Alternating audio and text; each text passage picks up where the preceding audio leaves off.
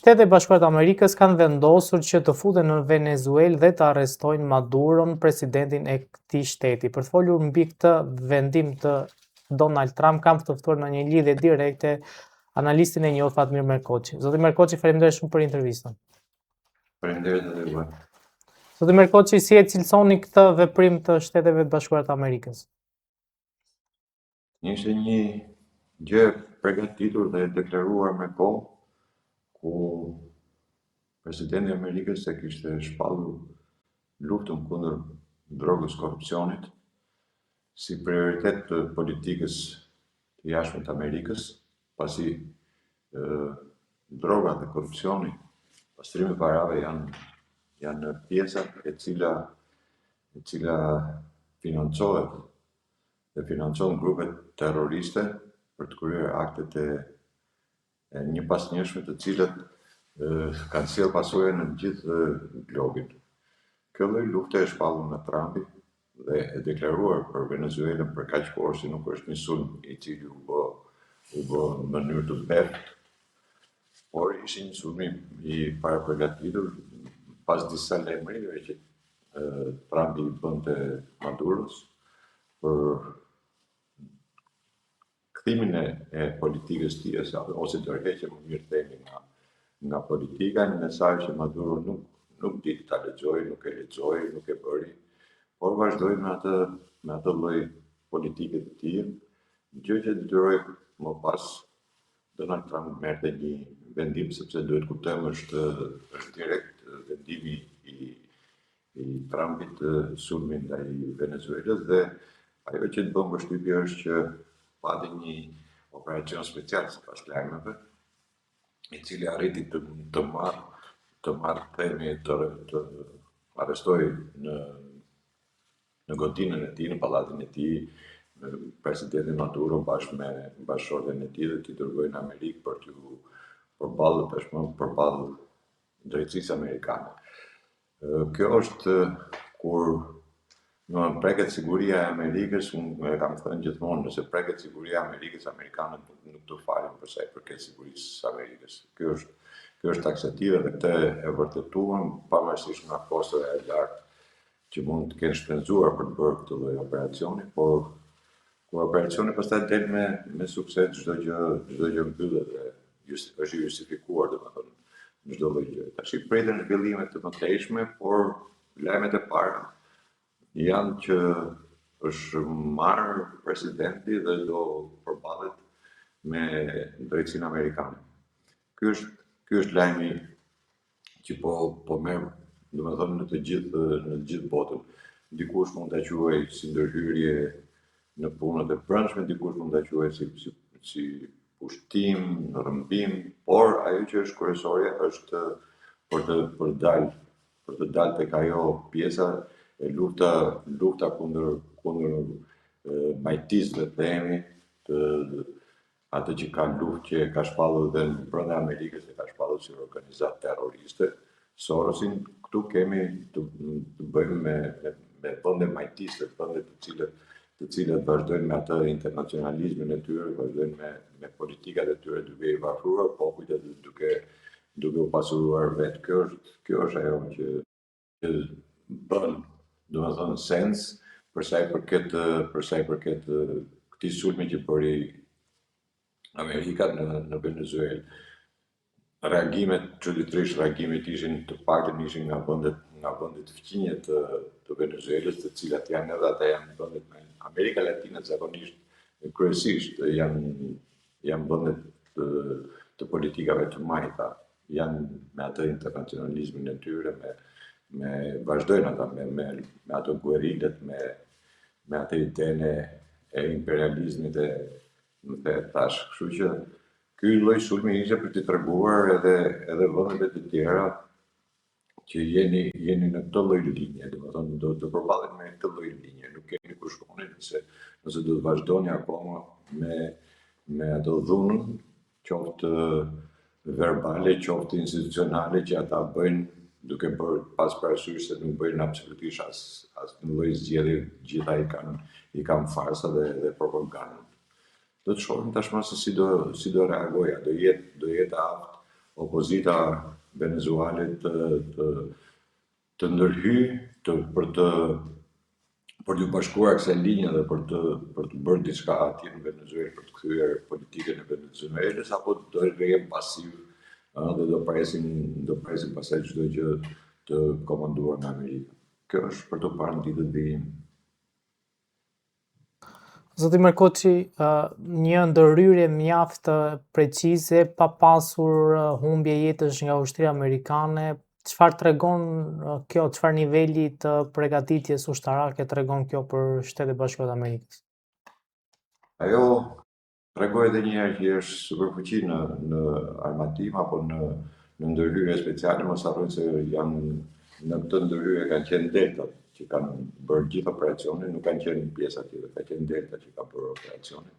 Ata janë të përgatitur për sulme të tilla dhe vetëm ata mund të bëjnë këto lloj sulme, domethënë.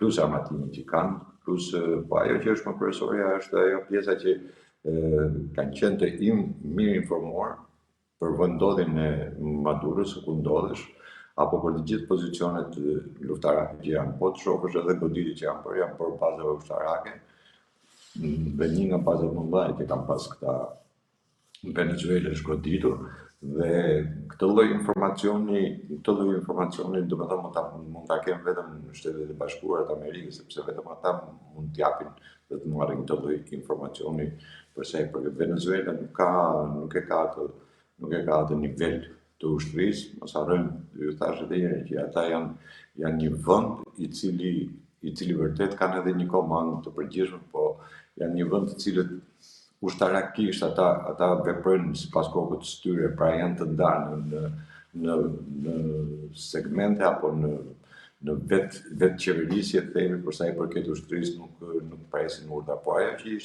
ishte e dukshme në Venezuelë ishte pjesa e cila pavarësisht se kishte kohë që flitej për një sulm të tillë, duke bërë edhe disa sulme për ndaj anijeve të cilat sipas inteligjencës amerikane ata kërkonin të transportonin drogën. Tash do të shohim domethënë nxorën trupat e ushtrisë, nxorën rrugë, po kjo nuk ka asnjë lloj vlere, sepse ajo që ishte për të bërë, domethënë ai sulm i befasishëm dhe i koordinuar në mënyrë perfekte. Domethënë, nëse do e marrim në notat e asaj merr notën 10, domethënë 10 për 10, nuk kishte asnjë lloj humbje, asnjë lloj gjë, dhe realizimi në mënyrë rekord i qëllimit që kishin arrestimin e Maduros. Praktikisht me këtë veprim që bëri Donald Trump, ju tregon gjithë liderëve të botës që unë nëse dua dhe ju bëni, po themi, veprime dhe vendime kundër Shtetet Bashkuara të Amerikës, ju vi, ju marr, ju paketoj dhe ju dërgoj në SBA për t'ju përgjigjur ndaj drejtësisë në Shtetet Bashkuara të Amerikës. A e përfshin këtë retorik dhe Ballkani? Patjetër që e përfshin edhe Ballkanin. Ai jo më kot e nxori vendimin për Ballkanin. Ky është sinjal. Unë kam thënë që i pari që e kuptoi dhe e lexoi mirë këtë lloj vendime të Trumpit ishte Vučići, i cili në fund vite tha që kjo është konferenca ime e parafundit ose e fundit si presidenti i Serbisë, duke dhënë të kuptohet që do ketë zgjedhje parakoshme. Ashtu që edhe vendet e tjera të Ballkanit, qoftë edhe Malizia, Maqedonia, Bullgaria, të gjithë janë në këtë lloj linje, domethënë po e lexojnë atë i vetmi vend që nuk do dhe nuk do ta lexojë apo do të vazhdoj atë politikën e tashmë të asaj organizate që vetë Trump e ka shpallë terroriste, Sorosin është vetëm Rama, absolutisht asnjë nga vendet e tjera të Ballkanit nuk japin atë forcinë e tyre apo përdorimin e të gjithë pushtetit siç e përdor Rama për t'i kundërvuar, domethënë politikës amerikane dhe vetë Donald Trumpit. Këtë e tregoi edhe në konferencën e fundit të shtypit të vitit, ku jo vetëm që u tregu arrogant në atë çfarë foli, por u tregu dhe sfidues duke deklaruar domethënë që mos dëgjon ata që janë ata ndetit, po të isha unë në komisionin e mandateve të kisha nxjerr për jashtë prokurorin e SPAK-ut, domethënë lufta kundër SPAK-ut e ka kthyer në luftë personale, por njëkohësisht duke goditur edhe politikën e Amerikës apo vetë Trumpin me qëndrimet e tij. Kështu që Ballkani është në shënjestër për një nga vendet që është më i prekshëm për sa i përket Sorosit të flasim, është pikërisht Shqipëria.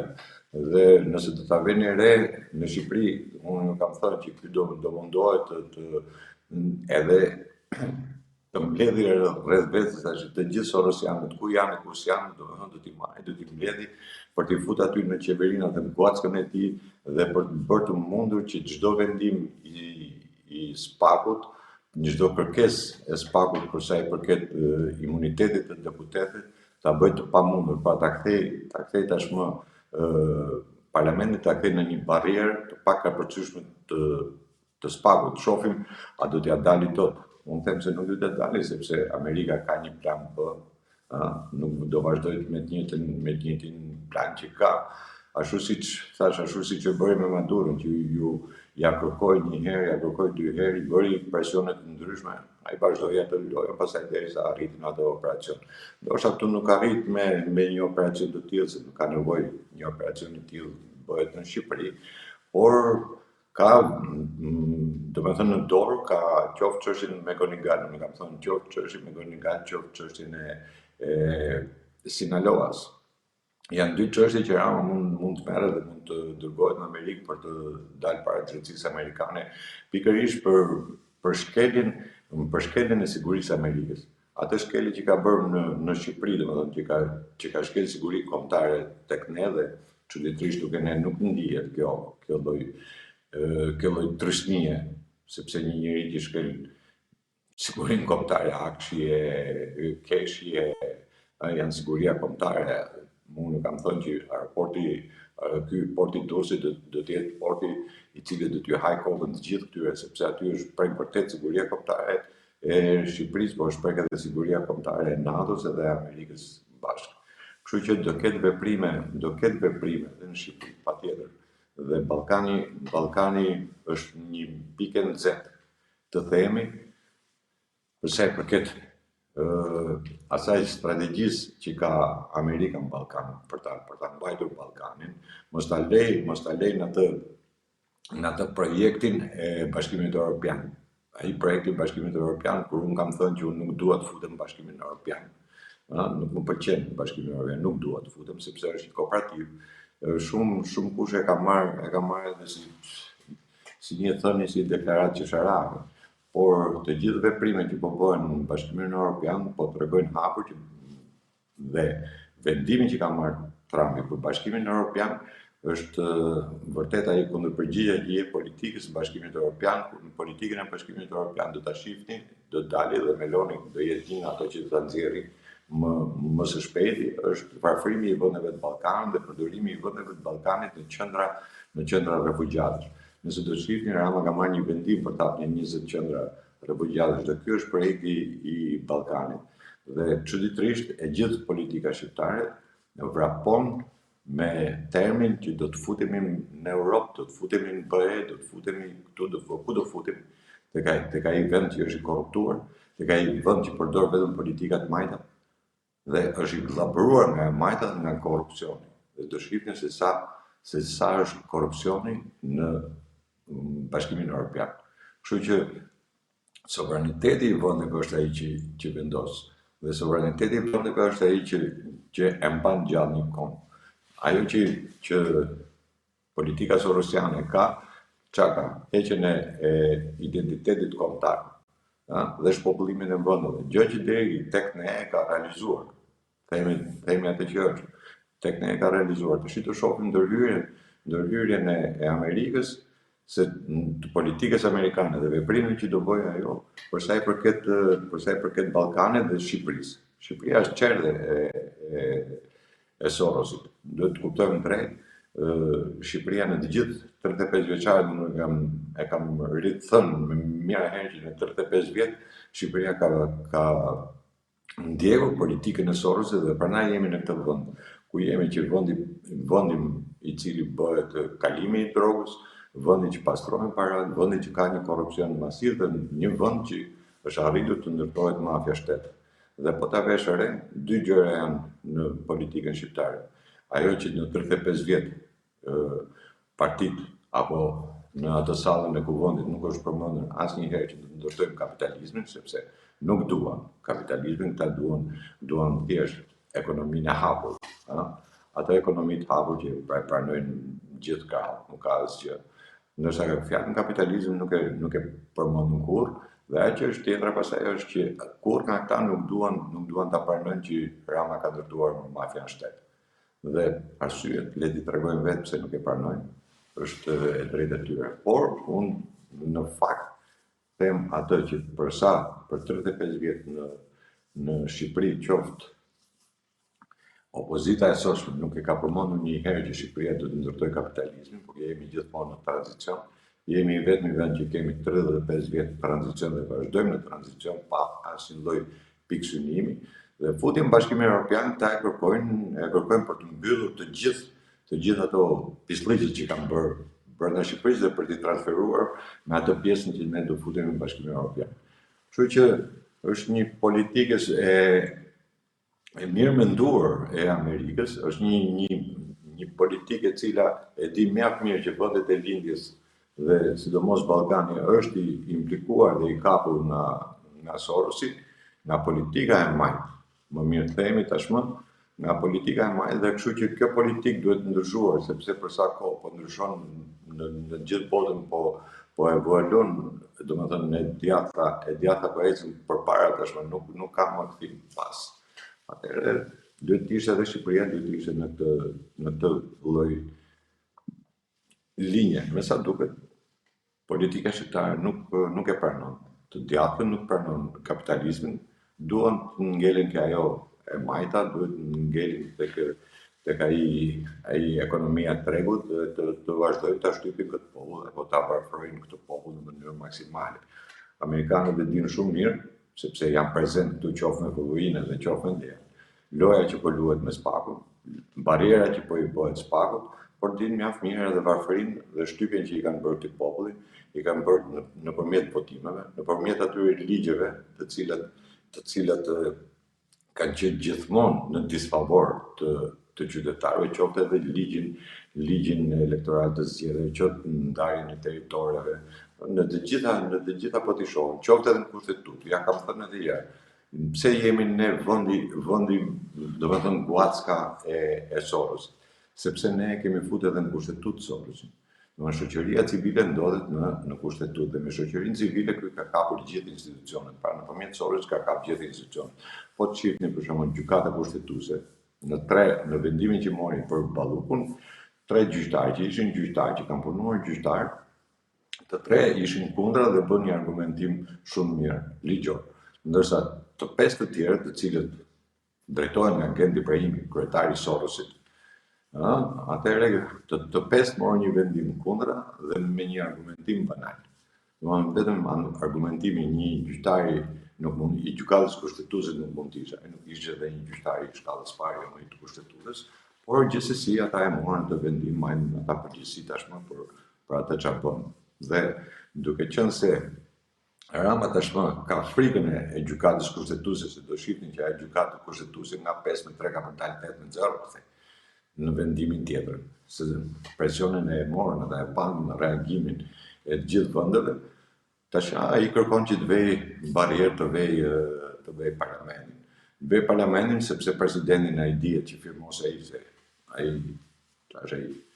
presidenti kaptar që është atje në ai nuk ka çfarë firmos ai s'di asgjë, ai ka se është vetë me dosjen SPAK.